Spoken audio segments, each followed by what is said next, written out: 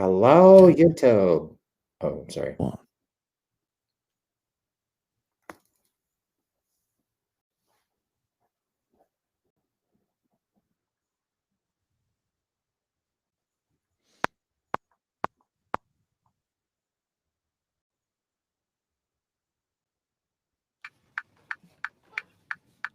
This list sucks. This list sucks. This list sucks. This list sucks. It sucks. Welcome back to This List Sucks, everybody. What's going on? I'm JB. I'm Mike, and it still sucks. It still does. Week after week. Yeah, Looking it just for keeps some going. redemption eventually.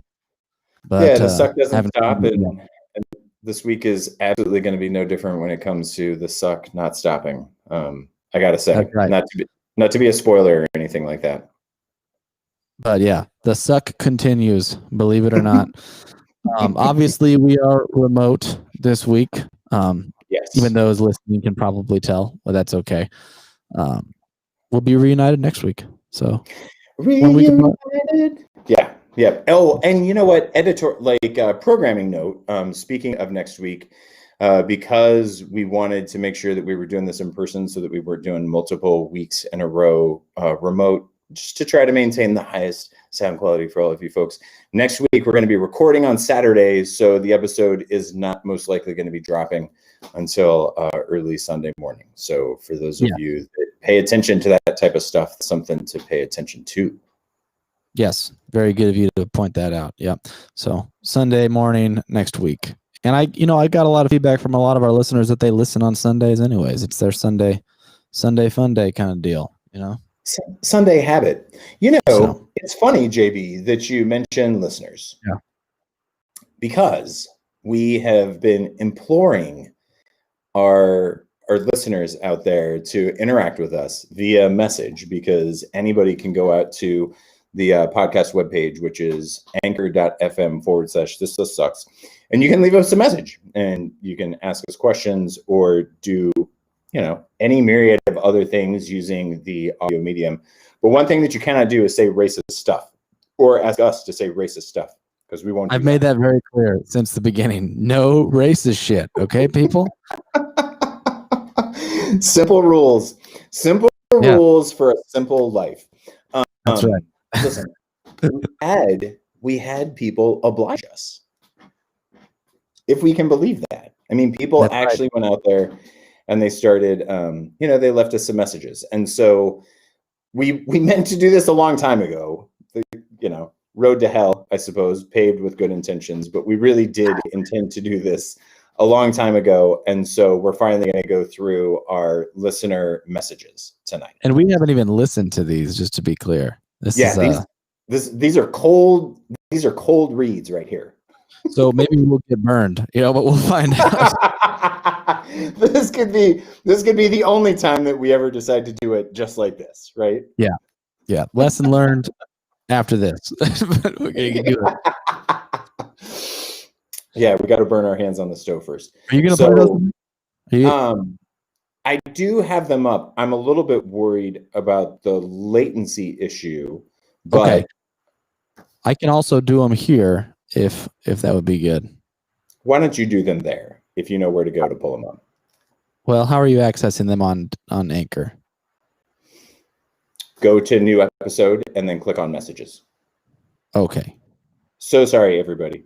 As you can tell, remote is not always the greatest thing to do, but JB and not always ideal. We're super professional figuring this stuff out during the podcast. Yeah. Right, during it. But you know what? Yeah, at least we did it during it, not after it. Yeah, not after it. Okay. So you'll have to introduce them, JB. Yeah. We have plenty of them. So we have. Should we start with Jimmy Smitherson? Jimmy Smitherson. Hey, this is Lee, and since I haven't called and asked any questions or left any comments, I thought I would ask JB something. I've been researching a lot about the Grateful Dead and some of their best albums, and I know that you're a big Deadhead, so what I really wanted to ask you is, what is your opinion on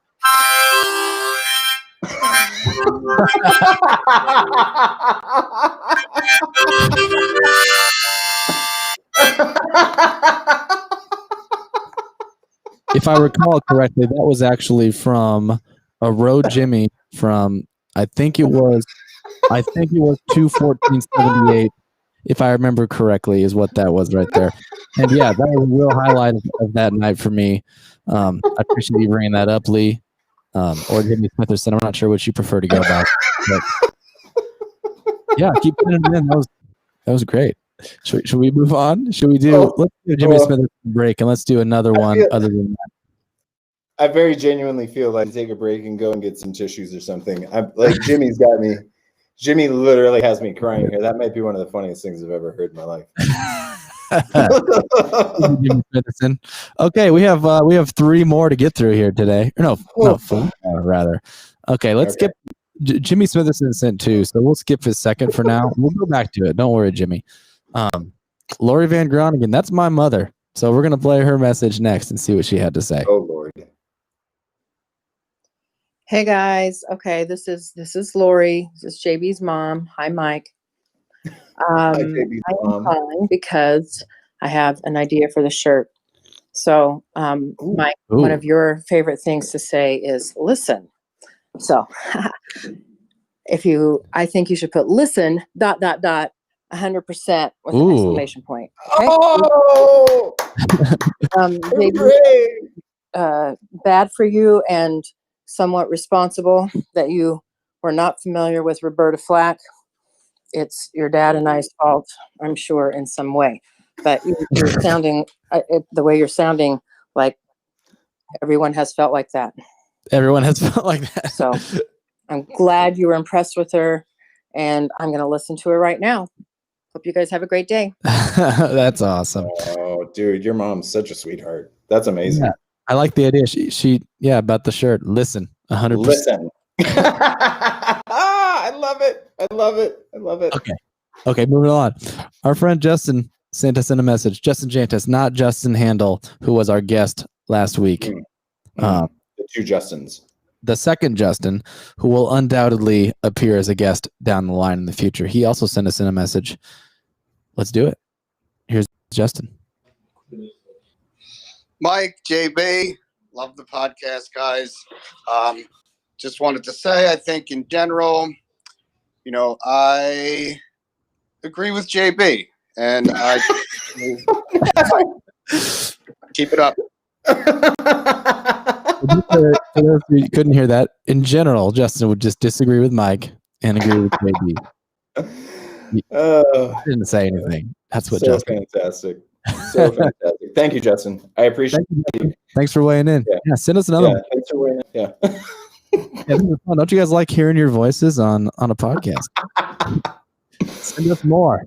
Okay, we have 2 more to get through. Frequent listener and student of mine, Linda Brundies. She's weighing in. Hers is 8 seconds, so it's going to be short and sweet. Here's Linda. Hi, guys. This is Linda Brundies. Love the podcast. Keep up the good work. You guys are so funny. Thanks. Hell yeah, Linda. Thank you, Linda. That's beautiful. Yes. A beautiful little note. Cheers, Linda. Thank you for tuning in every week.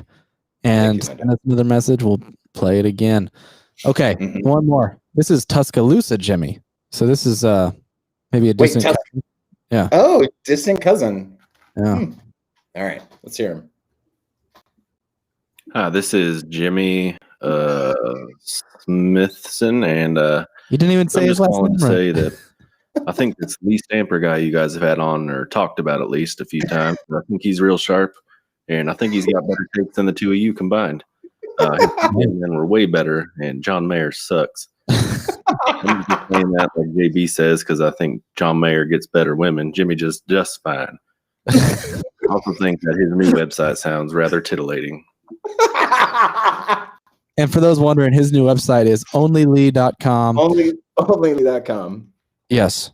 You can also find his old posts on onlyfans.com/Lee Stanford, but he upgraded. So, yeah.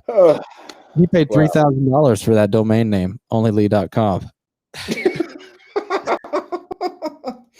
Listen, there's hours of quality content though.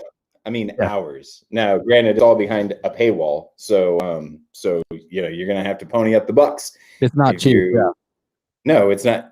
Listen, Lee Stamper is not a cheap individual at all. No, and that was evidenced by the first call that he made, and rightfully so. Yeah. No, absolutely. Oh God, we love that. Please send us in some more messages. We love hearing your voices. We love getting your input. So very, very much appreciated. Thank you guys for weighing in. Yeah, no, absolutely. And listen, it is New Music Friday. There's a bunch of new music out there. I listened to some, but I was also a little bit behind in my homework for the podcast, so I didn't get to listen to as much as I wanted to. But Ashniko, that's what I was listening to right before we started the show. Like I was just kind of killing a little bit of time, and she's a singer. When I looked her up on Google and looked at images of her, she looks like she's legitimately trying to create a human version of an animated character from Japanese animation. Like she's gotten like plastic surgery to approximate it? I mean, no, I don't think she has plastic surgery. No, I wouldn't say that she has plastic surgery, but she should. She should get it. That's definitely what she wants. Yeah, she wants to look like an anime character, huh? Yeah, but honestly though, like it was actually really entertaining. Like it was pretty good music, and I listened. It was like hip hop, Okay. Cool. Yeah, kind of trappish kind of hip hop type of stuff. Gotcha. And well, you go ahead and finish, and then I'll tell you. No. What did you hear today? What'd you do? Are you familiar with Kurt Vile? You ever check him out? Yeah. He put out a new EP today. So it's only like 5 or 6 songs. And for those who don't know, Kurt Vile was the old guitar player for the War on Drugs. Yep. And then he ended up going solo. Are you familiar with his stuff at all, Mike? I am. Yeah. Especially War on Drugs. Like, yeah, especially War on Drugs is fantastic. I mean, it's really, really good. I didn't even see that. Did you find that on Spotify? Yes, I think I did find it on Spotify. And he has a really interesting voice. It's kind of almost like a little bit twangy, like country westernish, but the style of music he sings, I mean, it's folky, but it's a little more psychedelic. It's like kind of like a laid back, spacey, kind of zone out psychedelic folk rock, if that makes any sense at all. Yeah. But he released an EP. Go ahead. Like folksy psychedelia is a really good description of what Kurt was. Definitely. And on this new EP, he does a song with John Prine, actually, which is super interesting. What? Yeah. Did you dig into that at all? In terms of when it was recorded and stuff? No, not really. I would assume either early this year or late last year, but it was a single. It was a single that he released prior to the release of the EP. He released it a little earlier this year, I think, but it's a good tune. And the EP is definitely worth checking out. I'm pulling up the name right now so I can read it off. It's called Speed Sound Lonely KV, and it is 1, 2, 3, 4, 5 songs long. The 4th song is How Lucky, which was with John Prine. It's a 20-minute EP. Man, so check it out. It's not going to take you a long time, and I think you're going to enjoy it. It's a good driving EP. Well, I was going to ask, do you think it's a good primer for somebody that's never heard Kurt Vile before? Like, is it a good representation of what he does? I think so. I don't know if it's like if it really is going to show you everything that he does, but it's very accessible because it's very easy listening folk kind of stuff, but with just like touches of the psychedelia that he gets into deeper on other records. So I think it's a good way to foray into it for sure. That's nice. That's good. Yeah. Especially like I love it when a band has an EP that is like legitimately representative of what somebody could expect if they listen to a longer album. I mean, obviously it's not going to show you every aspect of what an artist has, but it's always nice to see a snippet, Agreed. It's like a movie trailer. Yeah. What was the other thing you got? You were going to say one other thing. What the hell was the name of that band? It was like Monsters. Hang on. That sounds familiar. Find it. It was kind of goofy and kind of fun. No, Bloody Hammers. Songs of Unspeakable Terror. And I thought it was going to be like I thought it was going to be screamcore type of stuff, with a name like that. Yeah, But it wasn't. Now, one that did come out today. You ever dug into Emma Ruth Rundle at all? No, not even familiar at all. It's like it's super genty type of stuff, but I've been turned on to them and Russian Circles by a friend of mine, and there's actually Emma Ruth Rundle and Thou. I've never heard of Thou, but they have an EP out, which is only 22 minutes long, 4 songs, and that's fun. Super talented, like really, just really, really talented instrumentalists. But you got to be into super odd time signatures and a lot of gent. Yeah, you got to be into the gent, right? So you got to be into like drop B 7-string guitar tuning or some fucking horrendous shit. Yeah, whatever it is they're doing. I'm not that it's shit. The gent music a little bit, but they're really talented, right? Like they're really talented, really technical for the most part. Bass where they're playing and the drumming, like, ugh. They're really talented. It's just not necessarily my go-to, Gotcha. Yeah, cool. Well, all 3 of those are worth checking out. So you get on the new music, people. Mm-hmm. Do it because it's Friday. But now that we've been through that, what do you say, buddy? You want to jump into it? Let's do it. Let's do some we are doing 445 through 441 today of Rolling Stone's list of the 500 greatest albums of all time. Mm-hmm. I'm sorry. I'm scrolling. Oh, no, that's okay. Take your time. Mike's going to read us, tell us all about number 445. I am in just a couple of seconds. I'm so sorry. No problem. Okay. Oh, painfully slow internet. I'm just spinning and spinning and spinning. I'm going to sing a song in order to entertain the audience here. So. I promise. Down. Oh,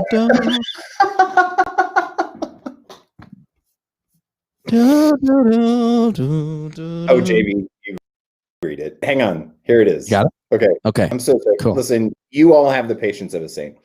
445. The band is Yes. The album from 1972 is entitled Close to the Edge. Sessions for this album were so intense and taxing that monster drummer Bill Buford quit the band when it was over due to stress. The hard work paid off. Close to the Edge is the best of Yes's many lineups at an absolute peak, with John Anderson's Sung King vocals pouring out over new member Rick Wakeman's dazzling keyboards.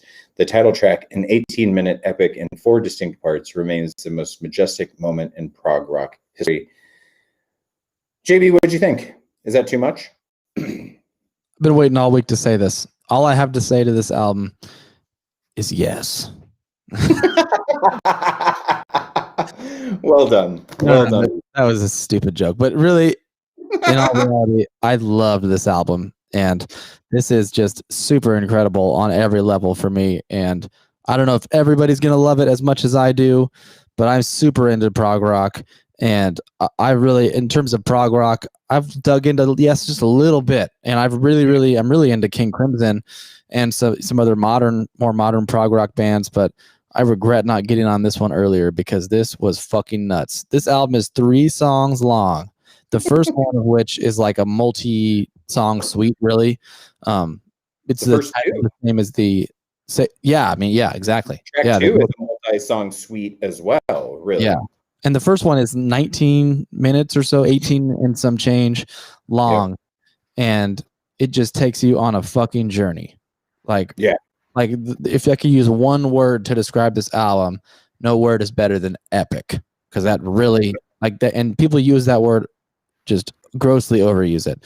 And that is not an overstatement in this case. What do you think, Mike? Listen, I'm right there with you, right? I love everything that bands that play. Okay, prog rock in general, it's I understand why people could hate it, but if you're looking for true compositional work, to me, it doesn't get any better than prog rock because you have this unbelievable technicality, but really, really beautiful musicianship too, and you get that I mean, you get that all over in this album. And especially on Close to the Edge and You and I, the first two tracks that are broken up into like these multi-song suites. I think they do this better on Close to the Edge than what they do with And You and I. But on Close to the Edge, each one of those suites it's really a song within a larger suite. Like you can clearly tell when they're going from one section of the song to the next section, but it's not disjointed in any way, shape, or form. Yes. Like, there's also a really clear line of creativity that follows from song to song to song, and it's really beautiful when it's done well, and this is done exceptionally well. I was going to say the same thing. Like they could stand alone, but when you put them together, they really do. It is like chapters of a book for me, and it really is cohesive. And it just, especially that first song, Close to the Edge. I mean, it is a fucking journey. And at the end of that, when they hit that final chorus, which is like they go back to the same vocal motif as they did at the very beginning. I mean, I was like laughing, smiling, like fucking tearing up, getting chills. Literally, I'm not making that shit up. At the end of that, and I was like, "What is this?" I mean, I could listen to this song 10 times and it would not get boring. And you would find new stuff, right? Like you would find new corners of that song that you love. Yeah, you know? It's like a really, really good movie. Like watching The Big Lebowski 10 times. You notice something new every time. You know what I mean? And the good parts, the funny parts that always make you laugh, still make you laugh. So the great parts of Close to the Edge, where you go, holy hell, every time you'll go, oh, holy hell, but then you'll uncover new intricacies in there too. And I think that speaks to the nature of the composition, right? Yeah. And even like, so the song starts out with like birds chirping, like waterfall flowing sounds and stuff. And then it goes into this crazy dissonant guitar thing where they're just kind of all over the place. It's chaotic. It sounds like, I don't even know what it sounds like. It's just super chaotic and dissonant. And then all of a sudden there's like a quick break and there's vocals like, oh, and it drops right back into it. And I was like, oh my God, I love this shit right off the bat. And you said it perfectly, because when the vocals come in, everything else drops out. So it's not as though you still have all of this instrumental chaos behind. Everything cuts, and then you hear like this super heavy layered chorus of, and it just goes straight back to insanity. Like, and the harmony, yes, yeah. So it was like a brief moment of respite, and then like back into the fucking pits. Yes. And the harmonies are fantastic. Most of the singing on this record in general is harmonized. There's not a whole lot of like solo singing. There's a little bit from the lead singer. Is it Steve Howe or is that the guitar player? Am I way off? No, John Anderson, I believe, is the singer. Oh, okay. Yeah, I was off. Yep. So, but mostly it's all harmonized, and the harmonies are done really, really well. Beautiful. But yes, like I said, that first, not to skip ahead here, I don't want to do that at all, but this first song is like 18 minutes long. I put it on as I was driving to Vinyl Cup, which is like 10 minutes from my house. So I got like 10 minutes into the song and turned it off, and I went into Vinyl Cup. And I bought this record right away. Like after just listening to like you found this at Vinyl Cup? Yeah, I found actually there are 3 copies at Vinyl Cup. So, man, yeah, I'm all over it. I'm in. Yeah, I thought you already had it for some reason. I thought we talked about that last week. You did it? Okay. Well, maybe I'll go back and grab it because I plan on going back this week. So. Yeah, if you're gonna go back, grab me one because I'm not gonna be back until next Saturday. So I'll do that. Yeah. Yeah, there were several copies, all used, obviously, but yeah. So I bought that for sure. So okay, so now I get to say why you're jumping the gun, because I'm already there, right? And I actually did add this to digital because this is something that, especially if I'm on a road trip or something like that, boy, I will throw this bad dog on in a heartbeat, because it's super enjoyable. And I'm with you. I wanted it on vinyl. I want to make a super quick comment here too, because one of the superstars to me with this, and I played bass growing up. I haven't like regularly played my bass in a long time. I still have a bass and I like to dink around on it every once in a while. a 1964 Rickenbacker feels like it's now on my I better get it list, because the tone of the bass work on this album, it's very reminiscent of Geddy Lee in what Geddy Lee does, particularly in early Rush, and Geddy played on, I don't think he played on a 64 Rickenbacker, but he played on a Rickenbacker as well. And now I'm just convinced that the only way I'm going to get this just lusciously punchy, pungent type of guitar tone is I'm just going to have to pony up the money for a really good bass. Yeah, a Rickenbacker is worth every penny too. Total side note, but I'm curious, what does the bass player from Tool play? He doesn't play a Rickenbacker, does he? No, he does not play a Rickenbacker. Oh man, I'll Google it, because if I don't, I'm gonna screw it up. But it's I've looked that information up before. So you talk and I'll find out. Don't worry about it. I'm gonna say Jimmy Smitherson, send us in a voice message, let us know. But if you're gonna look it up. But I'm sure Jimmy Smitherson knows. Jimmy probably does know, actually, because he's kind of creepy like that. But I can't remember right off the top of my head. That's okay. But yeah, I mean, I can't recommend this album enough. What was the last song called? I wrote it down here, but I'm struggling to read my own handwriting. Siberian Cartoon. Okay, that was the one that got like super funky. Yes. Yeah, and it was like it was almost like a bluesy, like Hendrix type like riff that started out the whole song off. Yeah. Mm-hmm. And it was a really kind of crazy cool jam too. Like just kind of settled into this really, really wild, funky beat. Oh, and by the way, Justin Chancellor plays wall basses, WAL. That's interesting. Yeah. So but no, Siberian Cartoon really kind of started out with this really kind of bizarrely cool and funky jam. And then you got more of these layered vocals from John Anderson that were wonderful to listen to. But at like right around the 3:10 mark, I made a note. There was this insanely cool shred off. And that's how I described it, was like a shred off. And really what it was, if I remember correctly, it was like it was either keyboard and guitar or vocals and guitar kind of trading back and forth between each other, if I remember correctly. Yep. And it was just, man, it was super cool. Like really cool.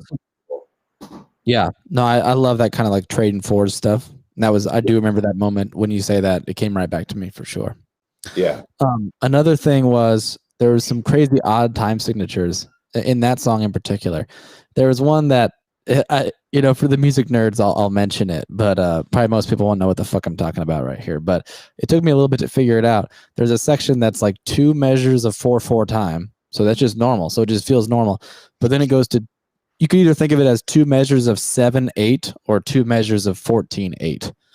Or I'm sorry, 1 measure of 14/8. So it goes like 1, 2, 3, 4, 1, 2, 3, 4, 1, 2, 3, 4, 5, 6, 7, 1, 2, 3, 4, 5, 6, 7, 1, 2, right back to it. And that's like a thing I have when I hear a weird time signature. It'll drive me fucking crazy until I figure out exactly what's going on. So I had to do that there. That's funny. I'm really I'm so pleased that you're able to figure this out, because I had this conversation the other day with my sister, also listener to the show. Shout out, Heather. I had this conversation with her about how I can't ever figure that out. The time signature thing? Yeah, I never know how to kind of determine it. And I'm kind of glad to hear what you say, what you just said there, right? Because you're like, it's like 2 measures of 4/4 followed by either 2 measures of 7/8 or 1 measure of 14/8, right? Yeah. And that kind of speaks to like what I always wrestle with. And my sister, bless her soul, because she's a really, really astoundingly good musician. And she told me, she's like, listen, Michael, at the end of the day, you got to figure out if it's in 4 or 8. So whether it's 8 beats versus 4 beats, right? And then it's usually broken up into 2s and 3s. So it's either 1 2 1 2 1 2 3, or it could be 1 2 1 2 3 1 2, or it could be 1 2 3 1 2 1 2. Does that make sense? Because ultimately that's really ultimately what you're dealing with, right? Is you're either dealing with an even number of beats, or you're dealing with an odd number of beats, and it's how they're put together. But in terms of nomenclature, you could probably transcribe it in a multitude of ways, depending on how you could do it any number of ways.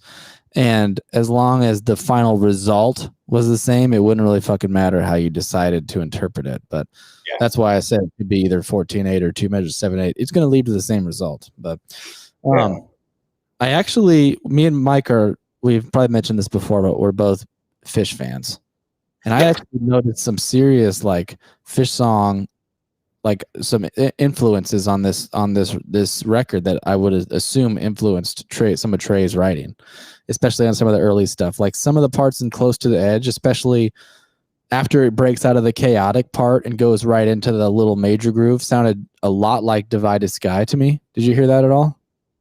A little bit, but at the same time, I wasn't necessarily.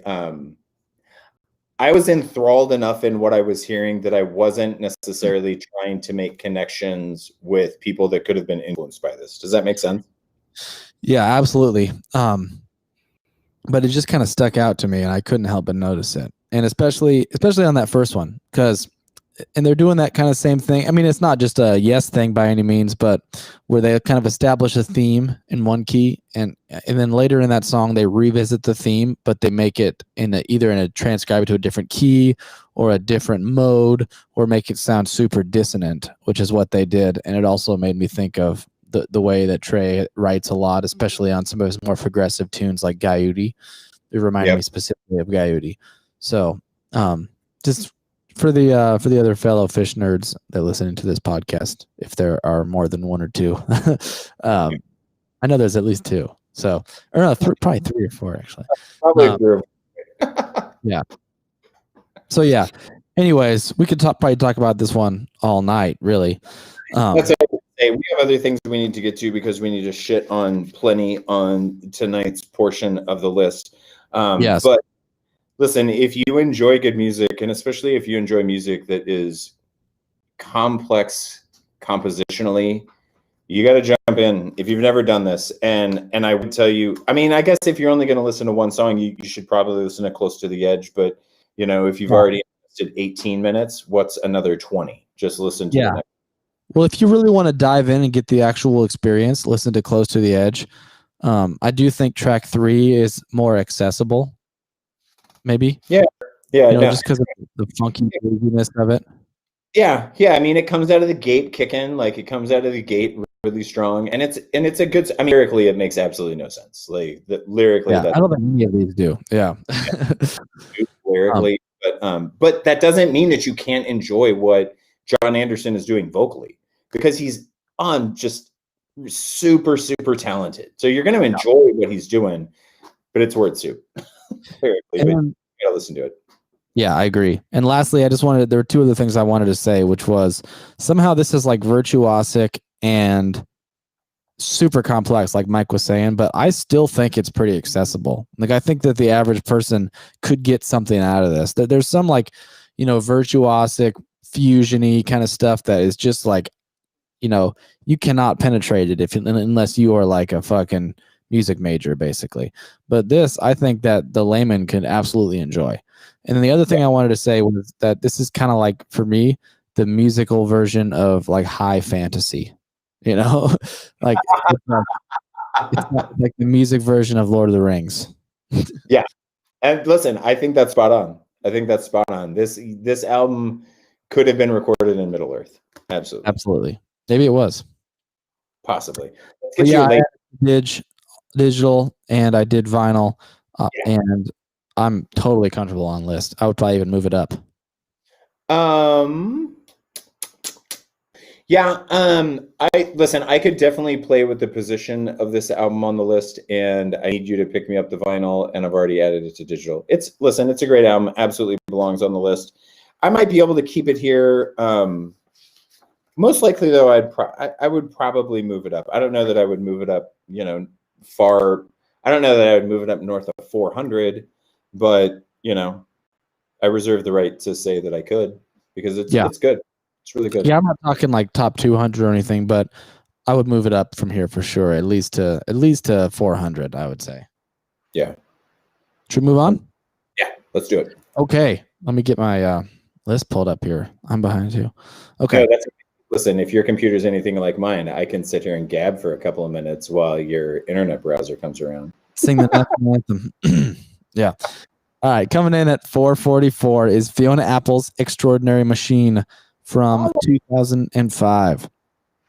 After cutting a pristine chamber pop version of her third album with John Bryan, her collaborator on 1999's When the Pawn, Apple's label demanded revisions, so she redid almost the whole thing with Dr. Dre sideman Mike Elizondo and Beatles aficionado Brian Kehoe.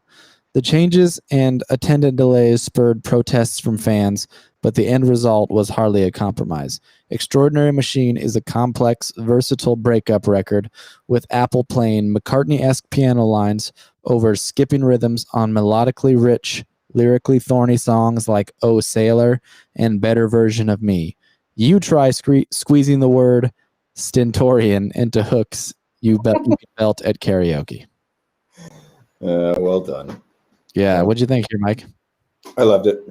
I got to be honest with you. So whenever I read this description, which I mean, I didn't read the whole thing. Like I didn't parse this description word for word or anything, but I'd read a little bit of it because I am not at all. Listen, I have no familiarity with any of the Fiona Apple catalog, with the exception maybe of Tidal. Tidal's probably what I've heard the most of, but I can tell you right now, I haven't. There's no way that I could tell you that I've heard every song off of that album even. And so, you know, I wanted to do a little bit of background on this before I jumped in. And so when you read stuff about how she made this with a Dre producer, and you know, the Beatles aficionado, it sets kind of a weird expectation in your mind. So I guess that I was thinking maybe this would be, I don't know, not electronica, but I thought that there would be more of that in there. And so from that standpoint, I was a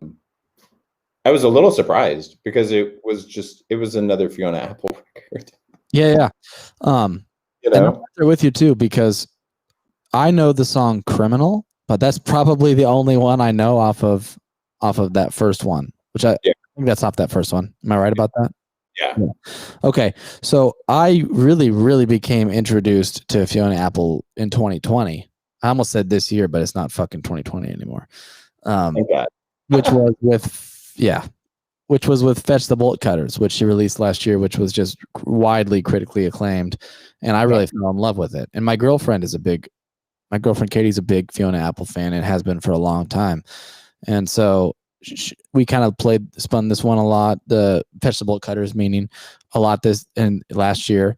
And I really, really started to dig it. Like at first it kind of snuck into my ear. Cause at first I was like, I don't know, for some reason I kind of wrote Fiona Apple off stupidly, like for no good reason. I don't know if I had some impression in my mind, but and when she was like, here's the new Fiona Apple record, I was like, okay, cool. And we played it. And after like this first listen, I was like, wait, what is that? And I started listening kind of more, and I really, really fell in love with that Fetch the Bolt Cutters record last year. God damn it. And so I was nothing but excited when I saw Fiona Apple on this list because I hadn't dug into this album at all.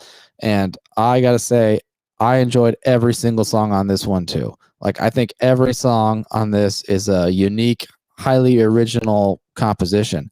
And I just really fell in love with it as well. So like I was really loving Fetch the Bolt Cutters. But after listening to this, like I'm a serious Fiona Apple fan. I can say that 100%. I'm going to eagerly look forward to whatever she comes out with in the future. I'm going to follow her. I dig it. I'm all in, you know. It's going to be really fun when we get to When the Pawn and Tidal. Yeah. Because I mean, critically speaking, and even fan wise, and I'd be curious to know if Katie agrees with this, but I mean, most Fiona Apple fans that I know, I think that everybody holds When the Pawn up like on the highest pedestal. Really? That's awesome. That makes me super excited because I haven't checked it out at all. And that's kind of where I'm at too, because I'm with you. I mean, I had heard Fiona Apple because, you know, I was I mean, I was an adult. I was an adult when Fiona broke, unlike you, and so Yeah. I'm fully aware of Fiona Apple, and my only beef this whole time with Fiona Apple is that I don't feel like she doesn't ever stray too far from what she does. And what she does unbelievably well.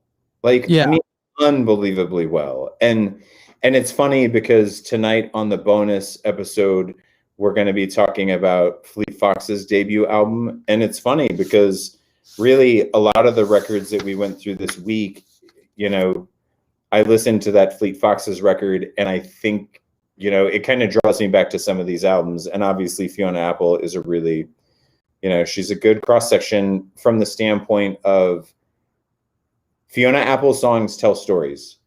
Like, she is an amazingly wonderful storyteller. Like, she's a storyteller through song, and that Fleet Foxes debut album it's story through song, and they're both done unbelievably well. I will say this. If you're only going to listen to one song on this record, please listen to Not About Love. Please listen to Not About Love. That's the one that like it starts out slow and then abruptly speeds up. Yes. Yeah. Okay. Yeah. It's really okay. So it's really a duet. The song is really a duet. It's a Fiona Apple vocal, and Questlove is playing the drums on that. And it's basically a vocal drum duet, and fucking Questlove smashes that song. Yeah. No, I love Questlove. He's actually on a few tunes on this record. Did you know that? Yeah. Yes. Yeah. So he's on Get Him Back, which is track number 2 as well. Yeah. But yeah, I agree with you. That's a great one. One of the biggest highlights for me was Please, Please, Please. Oh, yeah. Everyone was like, please, please, please. Yep. And then it goes to that. She does this. She's really, really good at using chromatic chord progressions, and she does this sequence of progressions where it's just 2 chords going back and forth, and it switches to another 2 chords that go back and forth. And I just think it's done so well. She does it. She does a fantastic job of writing tension and release into her compositions. You know. Yeah. Like she does this thing that I noticed. She has a bit of a formula, but in a good way, where she creates a ton of tension on the verses and makes it sound dissonant on the verses, and then her choruses resolve in a hook, like the hook resolves whatever tension was being created up to that point. You know what I mean? Like whatever the hook line is in the chorus resolves everything, and I think that she is just tremendously musically informed in terms of theory. Like she knows what she's doing. Whether she figured that out on her own or if she's like super classically trained, I'm not sure, but she has a lot of knowledge, no doubt about it. And just to kind of expand upon that, like I really applaud her ability to introduce like real harmonic dissonance into what is otherwise mainstream pop music. You know what I mean? And do it in a way that just really works for her. Yeah. I also love Temps, which was, what is that? Oh, 1, 4, or 5. Yeah, the 5th song on there, the Sick in the Head song. Yep, I put stars on the songs I like, and I definitely put a star on that one. Yeah, I also do the star system, and the 2 songs that I put like 3 stars next to was Tim's and Not About Love, and I really love Not About Love. The drum work on that song was fantastic, but the phrasing on Tim's was so much fun. Like the way that she phrased that song, it was a blast. I mean, it was really, really cool, and I liked the callbacks that took place around 2 minutes deep into the song, and then the fuzz. The fuzz was so good on that song. That was almost kind of like sea shanty-esque. Temps, I thought, and Temps was a fantastic example of what I was talking about, where she really resolves it on the chorus. Yeah, like the chorus, it just like goes to but she's all over the place in terms of like key changes and stuff within a verse to a chorus even. But whatever that last line is, I can't remember what it is on the chorus. It just straight up resolves everything she had done before that. And she has a way of like a lot of times people don't can't get very far seeing ideas with their writing, like whatever their melody they're writing, it's pretty contained within like 4 measures or something, and then they have another melody that they write in the next 4 measure sequence. She has like these far reaching melodies that take a long time to build, and they're all going together, and they're like 20 plus bars long, and it's just one melody, really. Yeah. And that's super impressive. But yeah, I starred that one. I also starred Window. I loved that one. Guess I had to break the window. Yep. And then I started Please, Please, Please. And I also liked Red, Red, Red. Okay, so that's what I was wondering, because there was only one song that I gave 2 stars to. Everything else, like, I just starred once, or I starred those couple of songs 3 times. But Red, Red, Red was one that I starred a couple of times, and I love the lyrics of that song. The lyrics of Red, Red, Red were really, really wonderful. Yeah, that was the one where she was like, "What's so impressive about diamond except the mining?" I love that. It's like, yeah, she's right. Yeah. I mean, it's really, and that's the other beautiful part about Fiona Apple, is I think that Fiona Apple is, well, I mean, I've already said it once, like, her storytelling capabilities, storytelling through song is a magical, magical gift.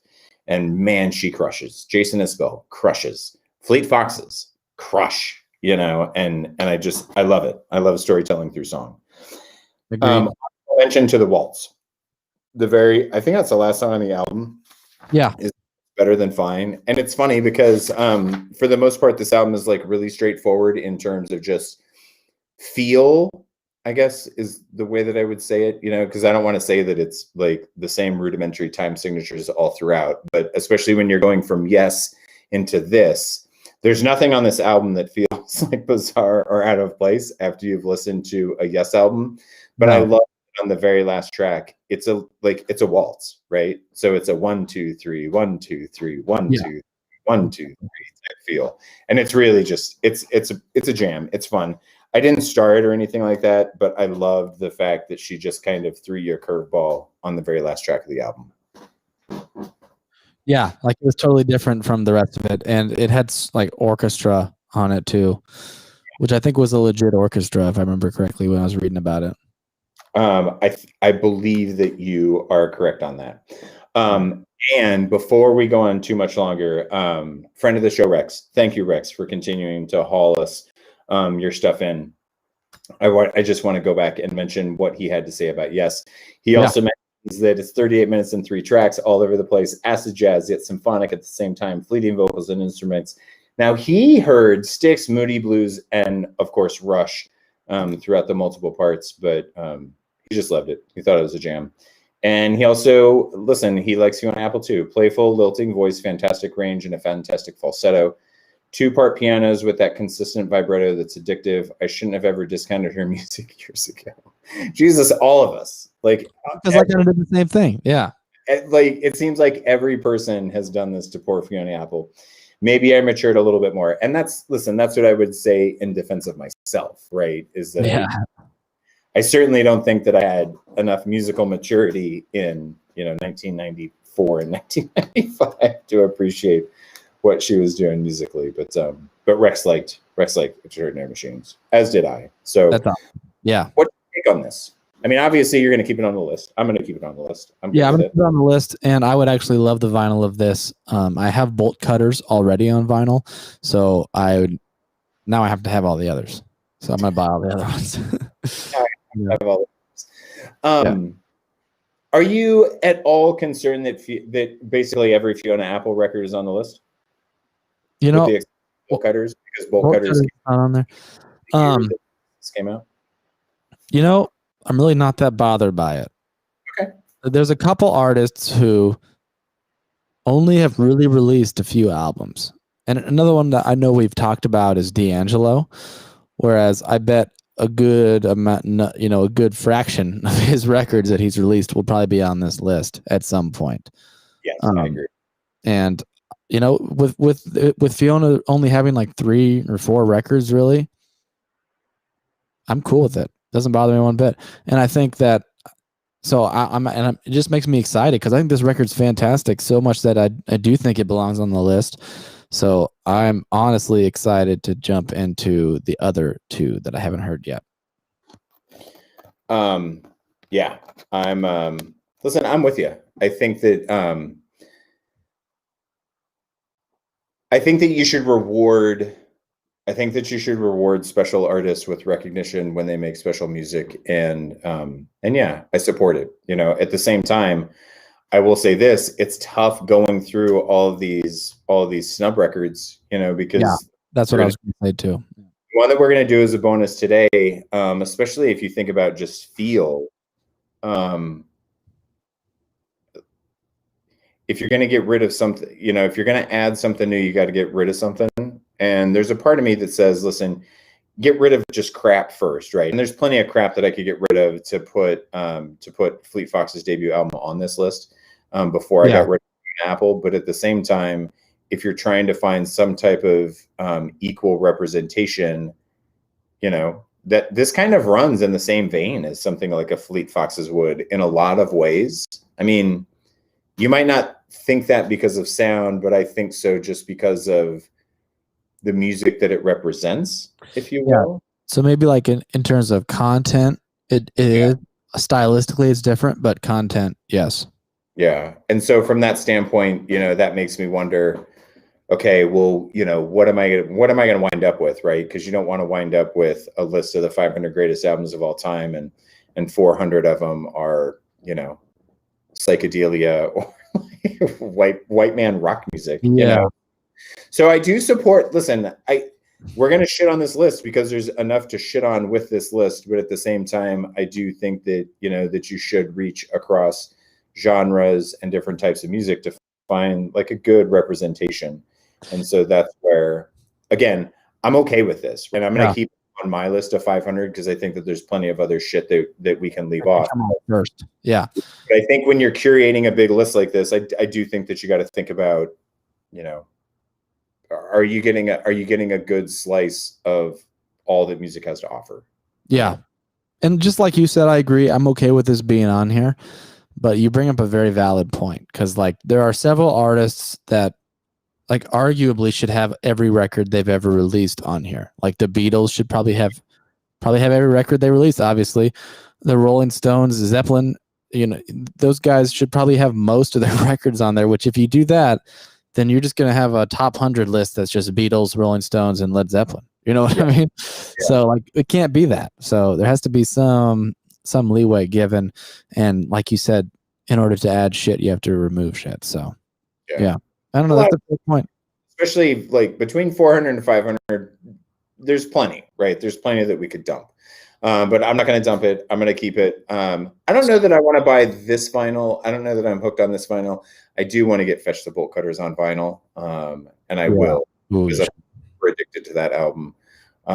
But I'm also really, really excited about Tidal and Win the Pawn at this point. Yes. So we're pretty much on the same page there. Yeah, let's move on. Let's do it. Let's do it. 443 is what we got coming up next from 1980. The record is Scary Monsters by David Bowie. In the end, it's the end of the 70s. It's the end of the century. Bowie looks back over a decade he helped define and rips it into pieces with futuristic post-punk lampoons like Fashion and Teenage Wildlife, where he bitches about the same old thing in a brand new drag. He revisits the Major Tom story with Ashes to Ashes, where he screams along with the new romantic synths, acting out the sad story of the lost astronaut who finds the higher he gets, the lower he feels. JB, what did you think about David Bowie's foray into new wave?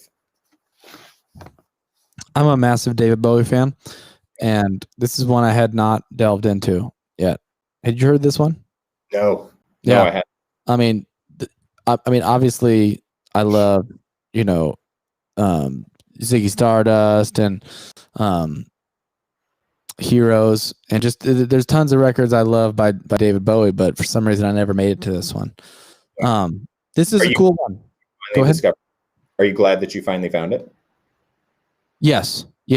And spoiler alert, I did end up adding it to digital. I just want to say it off the bat because at first I was a little hesitant. At first I was like, this is a Bowie record and it's really good, but some of these songs are not it's not as easy for me to break into them.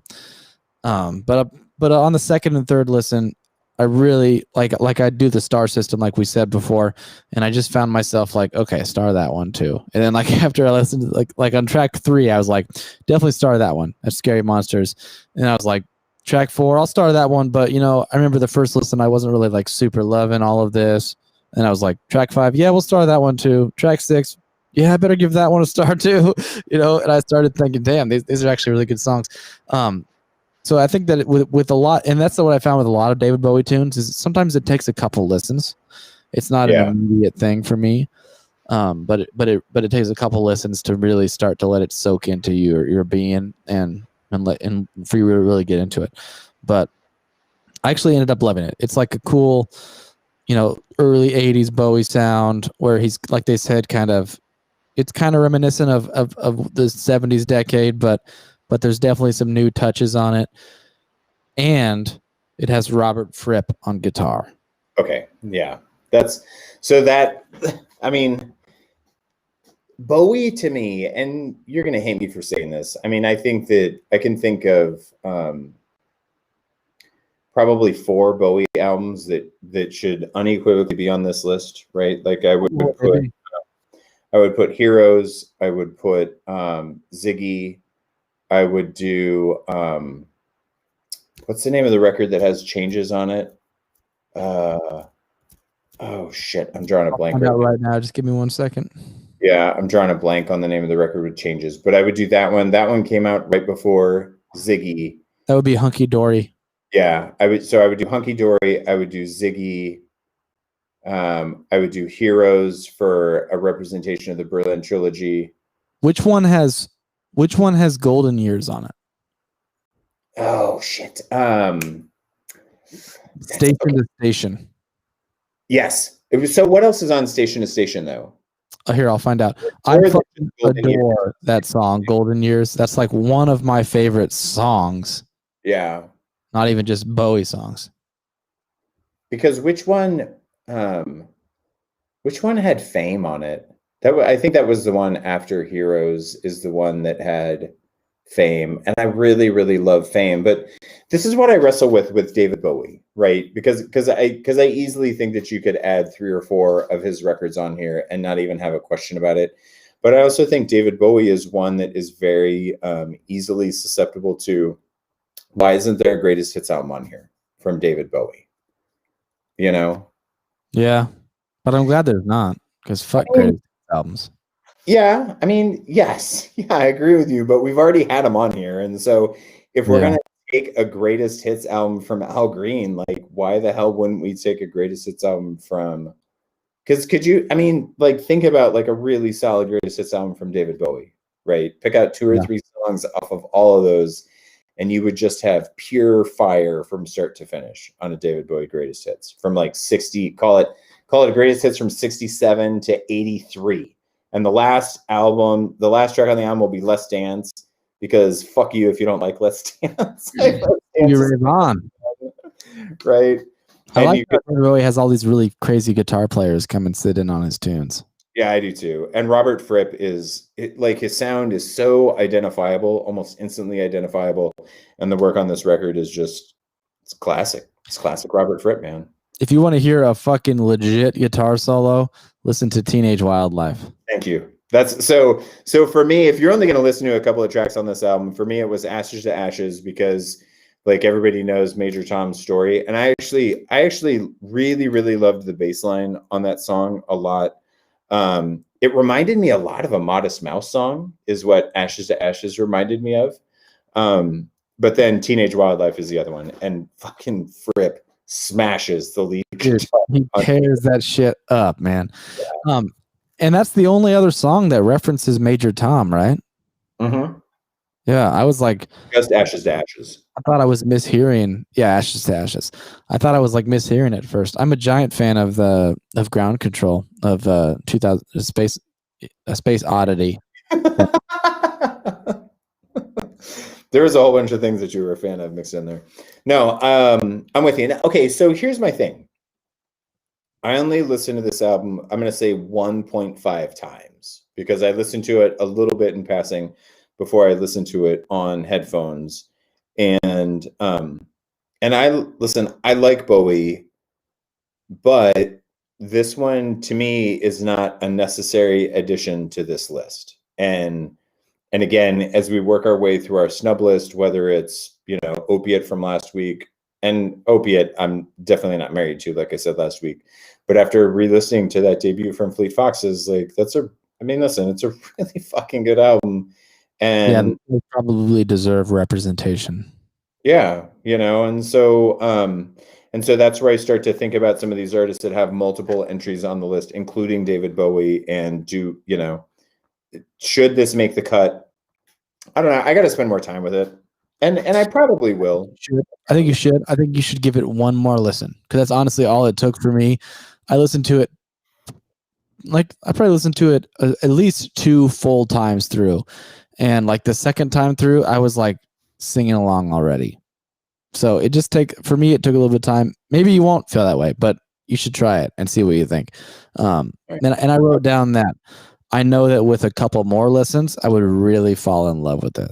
So that's how it is with Bowie for me. It just takes a little bit. But the good music is that music that is not immediately accessible, but when you really get into it, the love is lasting. It's more impactful. You know what I mean? Yes. And I mean, to me, yeah, I'm right there with you, and I'm not saying that happens every time. Sometimes the first time I hear something, it just instantly grabs me, and I'm hooked and I'm in. But the most insidious stuff is the stuff that the first time you listen to it, it might even be distasteful to you, right? Yeah. The first time you hear it, you might be like, "What? Get the fuck out of here!" I don't want any of this shit. But then after you listen to it the second time or the third time, if you're starting to hear little bits and pieces and they get their hooks in, that to me is the stickiest music, if that makes sense. Agreed. Yeah. So you're going to dig for this on vinyl too. Yeah.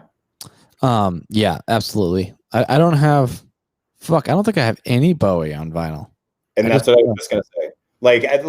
If nothing else, this made me think about, it really made me think about going, I looked all the way back through Bowie's catalog, right, to look at everything that he had released. And it just really it created a spotlight for me in my vinyl collection. That's just a huge, I don't even have Ziggy Stardust on vinyl. I don't either. Yeah, I was just thinking that I don't have Ziggy Stardust, which undoubtedly is high. I would say it's got to be top 200 at least. I would think. Don't you think? I was going to say top 200, maybe even top 150, but for sure top 200. If it hasn't cracked 200, that's kind of criminal. I can't really see that. Yeah. With Suffragette City and Moon Age Daydream. Get out of here. God, yeah, dude. So many tunes on that one, but yeah. I think one other thing I noted about it was I think every drum beat on this is just a 4/4 rock beat, but somehow it doesn't ever get old. They're all just straight up but it doesn't. It just David Bowie just bleeds rock and roll, man. It's just he doesn't even have to try. He just goes into the studio and he's just just say whatever's on your mind, and he just records a hit record. To be super honest though, he had to spend a bunch of money on Robert Fripp playing that badass guitar, and so for the drummer, he probably just went out to a Home Depot parking lot and was like, yeah, he's probably who can fucking hit some shit? It's just drumming, anyways. You just fucking banging on shit. Okay, so Rex is also a huge Bowie fan. Okay, and Rex said, "This had better not be the only Bowie album on this list, or I swear, parts of this album sound like he's trying to sing while nursing." Jesus Christ! Part of this album sounds like he's trying to sing while nursing a hernia. I love Bowie, but can we replace this album with Ziggy Stardust and The Spider from Mars? Not my favorite album, but it's Bowie, man. Okay, so listen, don't worry, Rex. Come on, come on. Rex, you're smarter than that, cat. Stardust is coming up. Yeah, there's going to be plenty more Bowie on this album or on this list, but this one, I'll visit with it some more. I'm not ready to go out. I'm not ready to run out and buy it on vinyl. I didn't add it to digital, but I'm gonna keep trying. I'm gonna persevere. Yeah, I think it's worth it because I think you'll see the light at the end of the tunnel. Yeah, but definitely, again, and we already said this, Ashes to Ashes, Teenage Wildlife for me. Did you have any other songs that you loved outside of those two? Yeah, Should I think recommend? the Monsters and Super Creeps is a really, really good tune. I There you think Because You're Young is a Do you good like tune. I like that one a lot. I like that thing that Bowie does where he like makes his voice like really big, like air of knowing this world is about, where he like, I don't know what he does, but he just like he makes his voice sound like all proper and like big sounding. I don't even, those are terrible words to describe it, but Uh, I'll have to like pull up a recording at some point if we don't get taken off YouTube. But off of YouTube. he does this thing to his voice where he all big and just big, and I don't even know how to describe it. He just does the Bowie thing, and he does that on that song. I know what you're talking about. Where he's, and he takes his voice and he creates like a false volume to his voice, which is what you're basically, he's trying to make his voice sound big he almost opens his mouth whenever he's singing. Like he's opening his mouth and like enunciating on a deeper level, and it's like he's trying. Yeah, you summed it up. It's hard to put into words. It is. Yeah. Should we move on? Yes, sir. Okay. Coming in at 442 is The Weeknd. The first entry, maybe the only entry. I don't know. Beauty Behind the Madness from 2015. Oh God. I don't even know how to pronounce his last name. Abel Tesfaye lets you know who he is right out front. No metaphors on the Kanye West co-produced track Tell Your Friends. His life is about popping pills, fucking bitches, living life so trill. The Toronto R&B singer helped make pop music a darker place in the 2010s. Bitch, I'm still a user, in quotes. He warns on his hugely successful second LP. Yeah, that was the end of the sentence. His pristine, downy voice and spare, frosty electronic tracks suck you in, and Swedish pop genius Max Martin produces 3 tracks, including the bumping Can't Feel My Face, a love song to cocaine, as well as a massive pop hit. I don't know if it was a love song to cocaine or Molly. I have to make a terrible confession here. I had no clue that song was I had no clue that song was a love letter to cocaine. No, fuck no. Yeah, it's like I've heard that if you do cocaine and Molly, you get numb. So I don't know. But honestly, like after reading that description and listening to the song, I was like, oh yeah, this song's definitely about him doing blow, right? I felt like such a dumbass. So, yeah. I don't know. Sure, but yeah. Dude, I'm all over this album though. Fuck yeah. Like I'm all in. I'm all in on The Weeknd. This is a bumper. Yeah, it's a good one. It's a unique brand of hip hop. It's like super dark. I noted that I think every single song on this record is in a minor key. Yeah. There's no major key shit whatsoever. It's like it's super, super dark and not gloomy, not like sad or morose, but just dark tonality to it,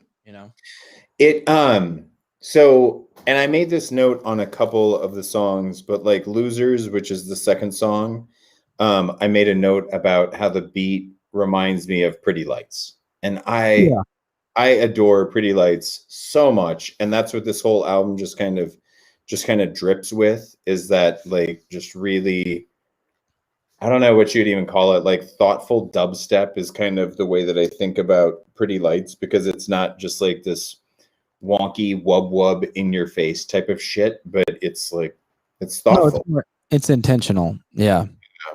So I loved that. I love Tell Your Friends. Can't Feel My Face is wonderful. I love Tell Your Friends is great. Yeah. I mean, I don't know, his voice works for me. I really loved the production on this. Just about every damn song had a really fantastic beat. And yeah, dude, I'm in. Yeah, me too. And I was talking to a student of mine earlier this evening, who's also a listener, Shane, Parker, shout out to Shane. But he had said something, and I had written this down right off the bat. I was like, he's channeling Michael Jackson. And Shane said the exact same thing. He's very Michael Jackson-y. His voice sounds a lot like it. Dude, I never thought about that, but I think you guys are both spot on. Dude, listen back and keep that in mind. I guarantee you hear it, because it's undoubted. Right? It's like the tenor and the pitch of his voice. Yes. You're picking up. Even just his mannerisms vocally, Yeah. Like said it a little bit. So yeah, there was a lot of Michael Jackson channeling for me going on. His voice is fucking fantastic. It's just really unique.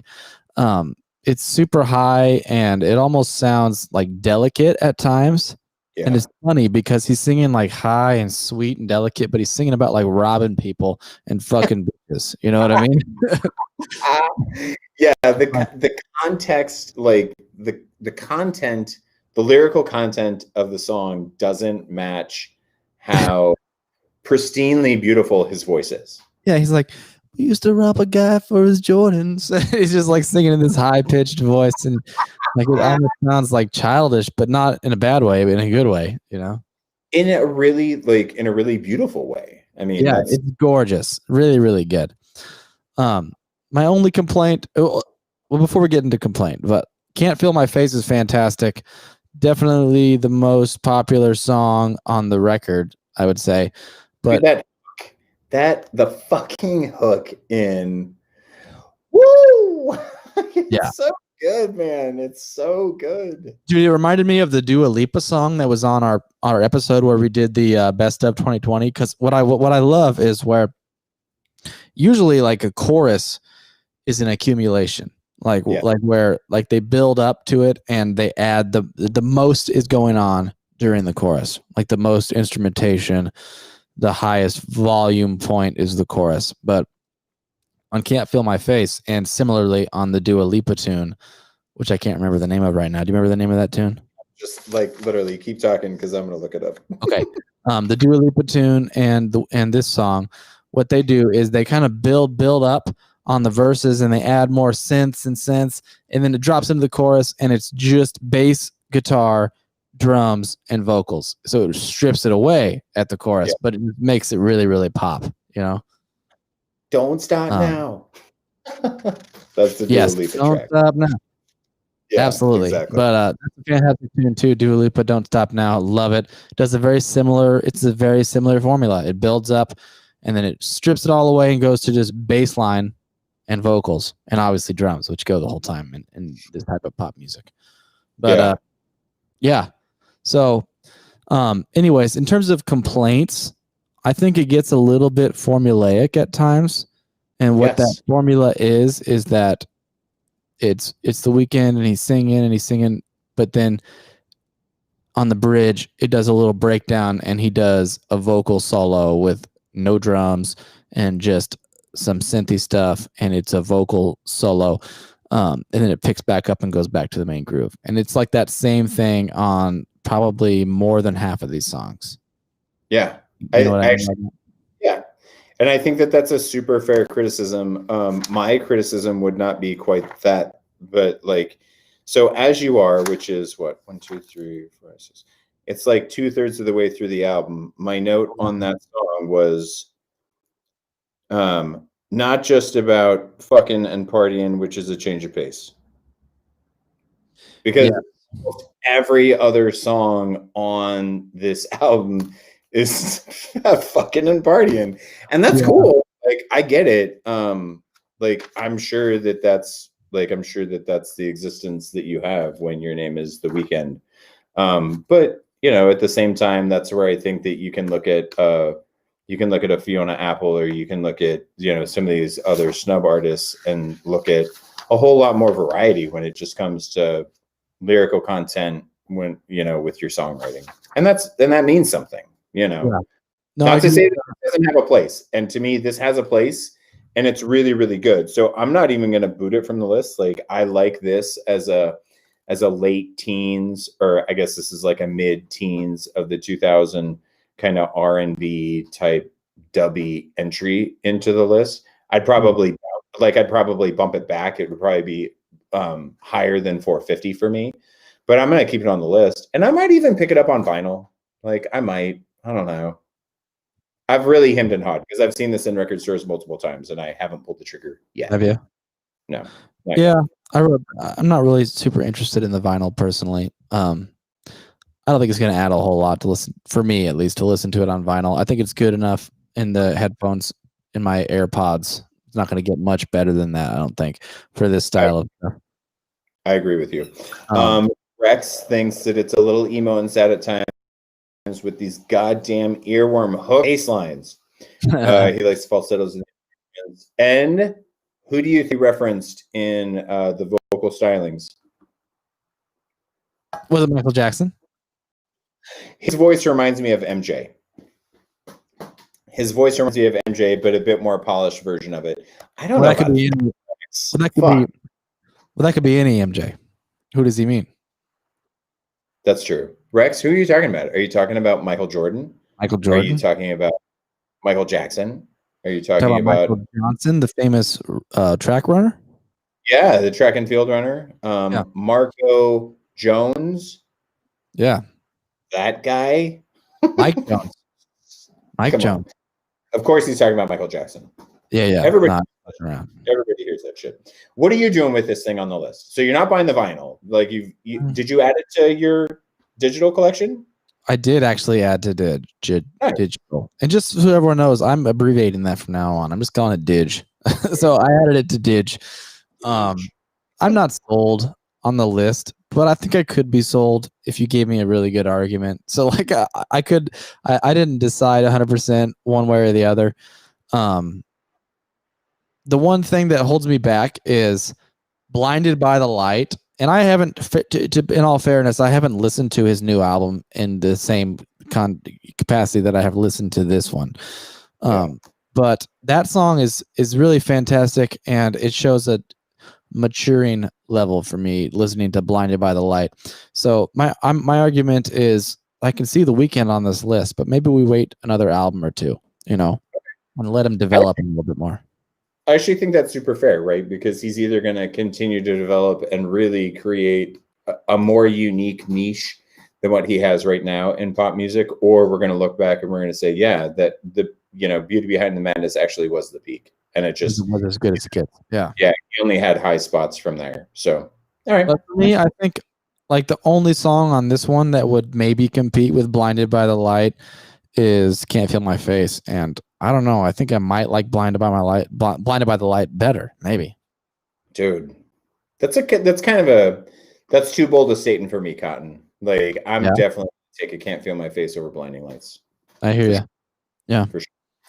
So yeah, again, I'm kind of iffy on the list. I'm not saying take it off, but I'm not saying keep it on. That's fair. I could be sold. Yeah. All right. Let's jump into this next one because we're not going to be able to spend. Yeah, we're not going to spend much time on 441. You don't think so? Yeah. All right. I mean, listen, we could spend a lot of time on 441, but let's tell everybody what it is. So 441 from 2007, a one Miss Britney Spears released the album entitled Blackout. Rolling Stone says the pop queen vents all her raging party girl hostility in Blackout, the weirdest, wildest music of her life. Blackout is her avant disco concept album about fame, scandal, divorce, and dancing on tables in a cloud of glitter and Cheeto dust and coke. I'm Miss America Dream since I was 17, Britney sneers in Piece of Me, with her voice warped into an electro-punk snarl. When she asks, "You want a piece of me?" she's either pimping herself out or threatening to kick your ass. Either way, it's Britney, bitch. It's Britney, bitch. Dude, I had to look at those. I had to look over it and read my description to see if you were adding the Coke thing. You did. Yeah. I'm so glad. Because I would believe that was in there. Yeah, well, it probably should have been in there, to be perfectly honest with you. I listened to this one twice all the way through, and it's a long record. It's like an hour long. Okay, so just to be clear, you did that on purpose? It was fully intentional. Yeah. And it's out of love. It's out of love for our listeners. I love you guys.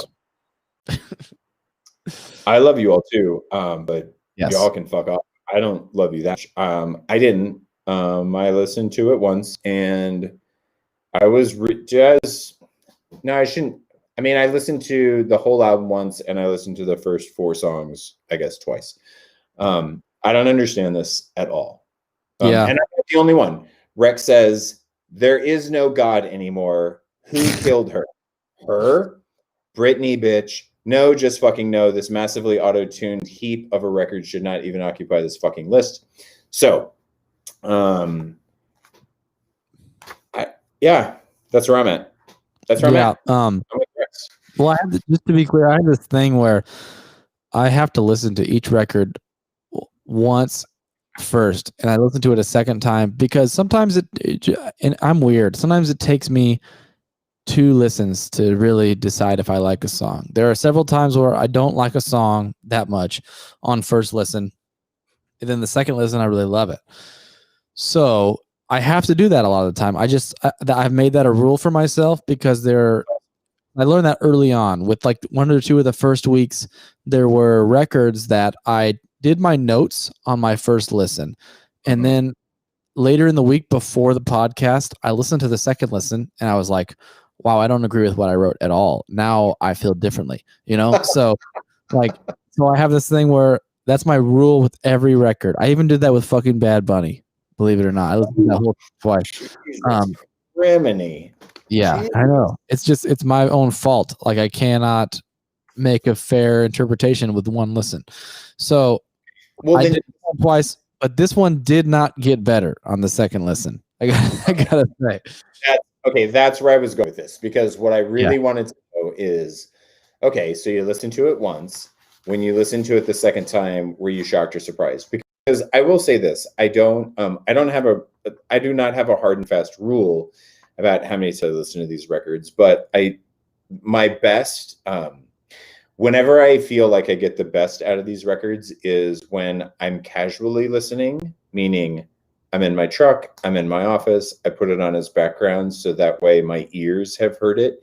And then I listen to it with headphones, where I'm like, a lot of times I'm trying to read the lyrics at the same time that I'm listening to it, and I'm taking notes on it at the same time. So I'm with you.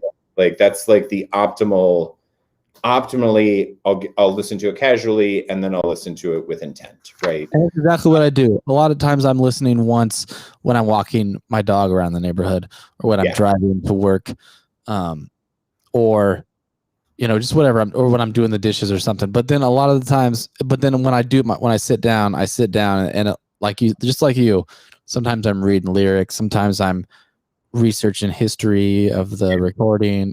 That's where, So which by the way, curiously enough, like Rolling Stone picked this album, and in the description they don't really talk about it, but when I was digging around while I was listening to this, a lot of people like very genuinely think that this was Britney Spears' best album.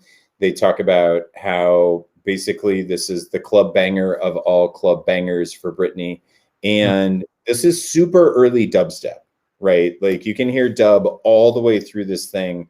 And it was before dubstep really became double wub wub wub, that, you go to any festival on the planet and you walk by the right tent and it's just whoop, whoop, whoop, whoop. And so from that standpoint, that's awesome, right? And if everybody was so influenced by this record, then I guess I can see why maybe it ends up on here. But at the same time, for me, I think about this album was released in October of 2007. This album was released basically a month and a half, I think, before. No, I guess 4 months after Britney Spears like shaved off all of her hair, and she was committed to this like rehab facility and a mental health hospital. And this that fucking was 4 months after this. I can't remember if it was 4 months before or if it was 2 months afterwards. Like I can't remember in my brain right now, but either way, man, this poor girl she was not in a good place, when this album came. Yeah, and you can kind of hear it a little bit, like especially lyrically, like if you think about what all these songs are about. It was just, I don't know, it was almost off-putting to me because I don't know. She was, Yeah, I mean, dude, in a brutally tough place in her life, and it's just, I don't know. This feels like a record company telling her, I don't know. It feels like a because record company telling her, "Hey, you have this platform, so why don't you just, write songs about you?"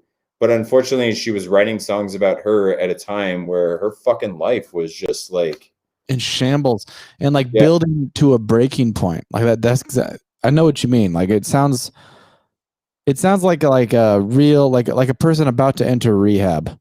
yeah. You know That's what I exactly, mean?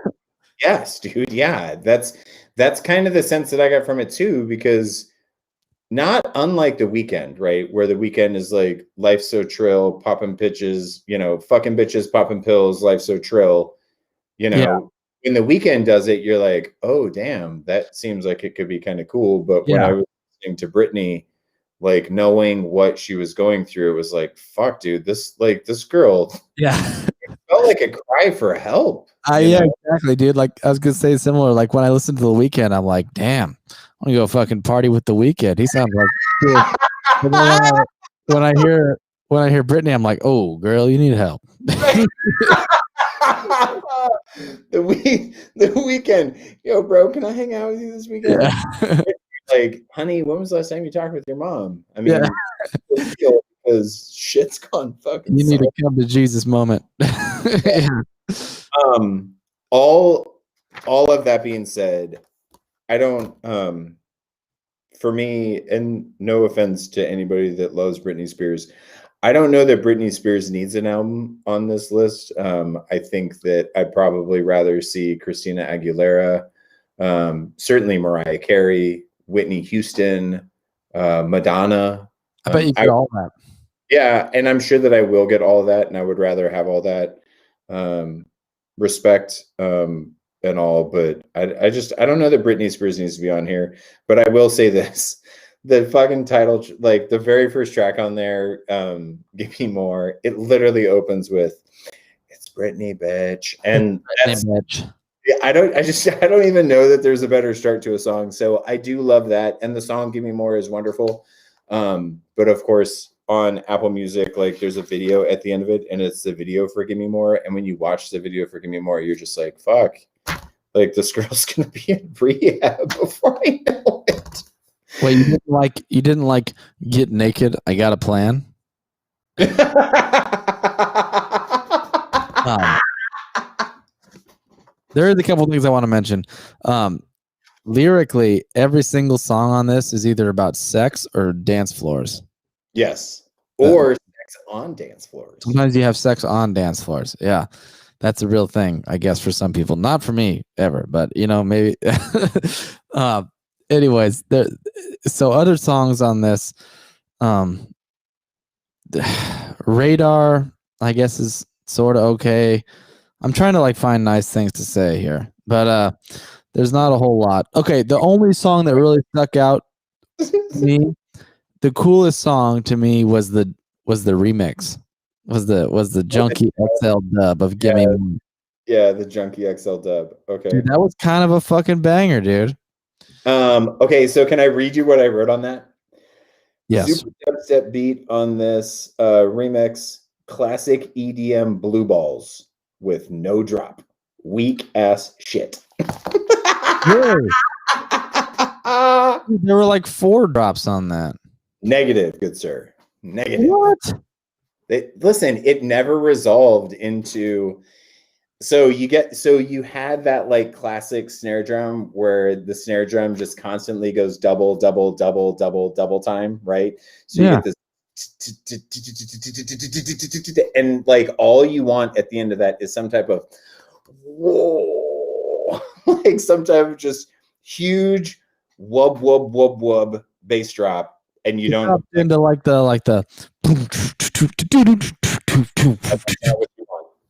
I want it for you. Huh? slow, thick, heavy. Just Oh, boom. you're looking for like the boom, boom, You're looking for like that kind of thing. Gotcha. Yeah, I know what you're talking about. Yeah, when I want like when the snare, when they start hitting that double time snare, when all of it clears, I want the thickest, nastiest, like lowest frequency wub wub bass that you can. I want to feel it in my chest, and I don't get that. You're 3 years too early for that. Yeah. I know. Thank you. Yeah. But I hear what you're saying though. I did kind of like on like the second song, she like really is kind of leaning into the negative press coverage that she was receiving at the time. When she's like, I'm Miss she's too thin, now she's too big or something like that. And then like she was just very self-aware, obviously, you know, which it didn't seem like she was at the time, because I remember that time. Man. Yeah.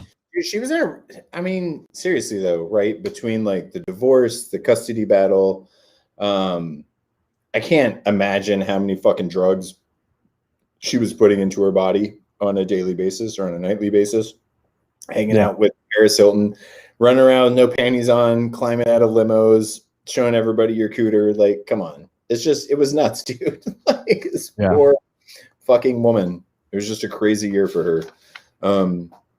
But again, I'm totally satiated by every other pop star that I know is going to be on this list and is going to have albums where, you know, I legitimately smile and I'm super happy for what I'm hearing and who's giving it to me. I'm good. I'm out. I'm not like super against Britney being on this list, but why this one? Like, I really am not sure. Like, because I didn't know any songs off this list. I would have thought like one of the albums with like her bigger hits would have made it. Like how did the one with like Hit Me Baby One More Time not make it on here as opposed to this one? And I certainly hope it's not because that's higher up, you know? No, I can't imagine that Britney Spears has any other tracks on this. I can't imagine that she has any other albums on this list. And ultimately, I think that they settled on this probably because it really does educate about where EDM was going, right? Because 2007, dude, there was like, this is super, super cutting edge for 2007 when you think about what happens with EDM starting in about 2010, 2011 and how big EDM explodes. Because this really does speak to where electronic music is going. Yeah. But, you know, to me, that's not enough. I mean, I guess if you wanted to do that, why not pick the first Pretty Lights album that was released, I believe, in 2006?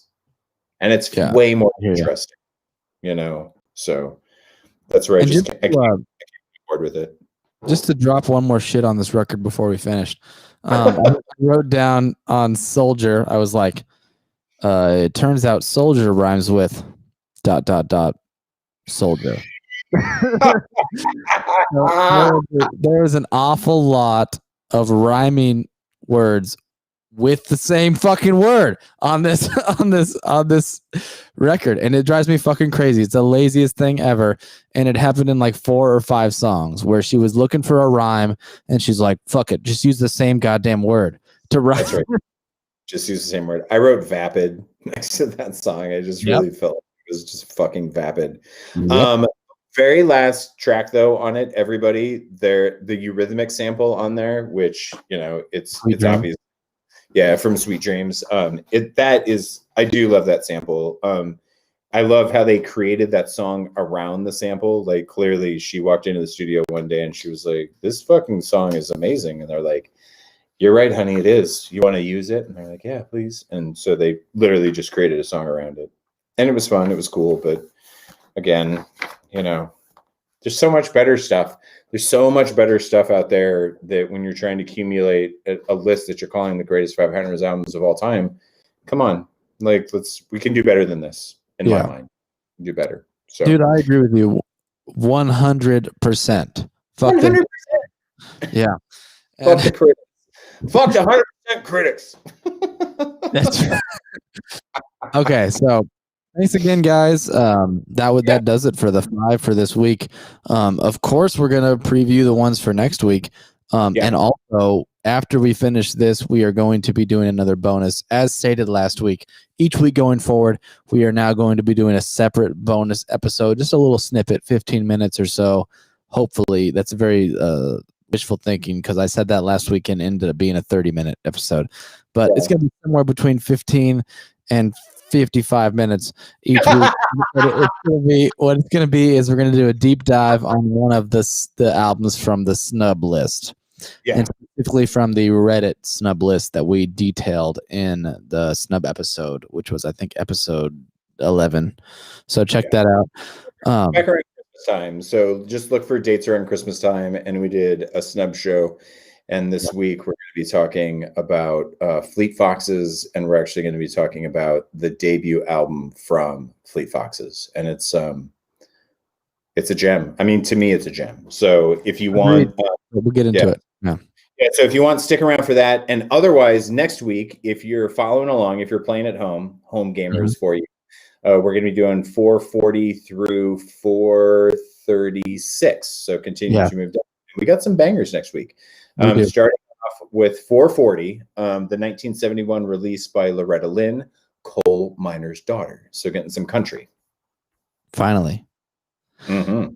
At 439 is James Brown's Sex Machine. We knew it was coming, and here it is. Yeah, let's do it. 438, we got the album Park Life by Blur, released in 1994. Yeah, 437 is Primal Scream. The album is Screamadelica. Rock on. Rock on. And lastly, next week, fuck yes. Yes, fuck yes. 1996 double album from Tupac, All Eyes on Me. It's too low. Fuck off. It should be higher than 436. Damn, I don't know if you remember, Mike, but in like episode 2 or 3 or something, we were talking about which hip hop records we were hoping to see on the list, and I was like, All Eyes on Me, Tupac. Yes. And so I'm glad to see that here, and I'm excited to get into it and listen to that again because I've listened to that one probably 10 times. Yeah, that might be and because it's a double disc, I've definitely listened to the first half of that album far more than what I've listened to the second half of that album. But yeah, I've easily listened to disc 1 of that double disc. Fuck, I've probably listened to that, I don't know, 75, 100 times. Damn, so much, dude. I'm deep in that album. Like, I do love All Eyes on Me. And I'm also hoping that we get to some Ice Cube. Because this album always makes me think about Ice Cube for some reason. I don't even know why, but I can't wait to dig into some Ice Cube too. Because he's got to Ambitions as a writer that many times, but for those who don't know, that's the title track, or not title track, but opening track rather. Yeah, it's an opening track on there. But listen, if you have not experienced All Eyes on Me from Tupac, whoo, come on, check that out. Listen to it in advance. That would be a great thing to do, and we'll talk about it all together.